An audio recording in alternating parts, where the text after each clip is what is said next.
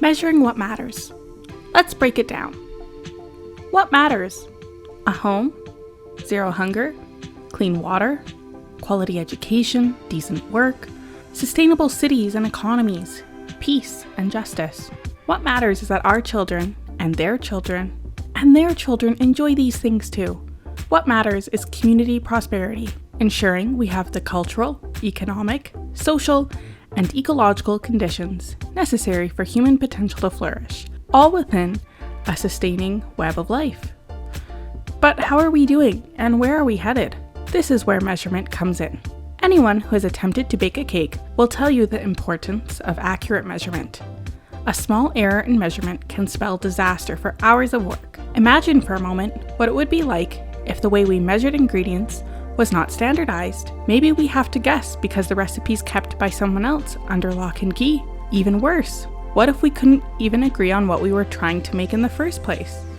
This has been the state of community well-being metrics over the last century.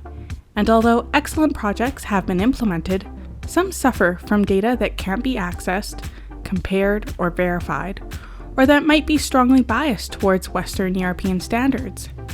Others are hidden inside civic bureaucracies, lack public profile, or simply sputter out before their impact can be felt. A community is not a cake, but the recipe still matters. Well-being, sustainability, quality of life, sense of belonging, cultural vibrancy, and civic vitality are among the key ingredients, not just to a great life for existing citizens, but key to attracting new residents and talent. Artists, entrepreneurs, students, businesses, even empty nesters and retirees looking for a stimulating place to live a creative and fulfilling life. So how is Calgary doing? And are we measuring what matters? Calgary, Mohkinstsis, is a city in transition. Proximity to natural resources, oil, gas, agriculture, is no longer the driver of competitive advantage. Instead, our city's ability to attract, develop, and retain talent is the greatest predictor, and also the result of community prosperity. Though Calgary is changing into a very different kind of city, the good news is that it's transitioning from a position of strength.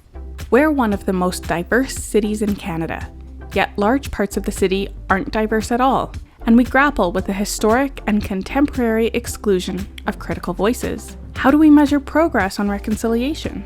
We have an abundance of walking trails, cycle tracks, and light rail, yet the city is famously auto-dependent and sprawling with abandon.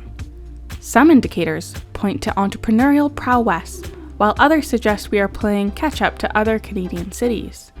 The future of Calgary will be defined by our ability to optimize our strengths and get serious about addressing our shortcomings. But we can't make decisions based on isolated and fragmented indicators. We need tools that will help us think more holistically, intergenerationally, and that provide signals and signposts for what really matters. Measuring what matters is a collective endeavor of community organizations from across the commercial, social, and public sectors with a goal of aligning on key dimensions and measures. We are trying to navigate, curate, and bring profile to the indicators and metrics that already exist, so Calgarians can more easily access, evaluate, and plan for the future. Measuring what matters.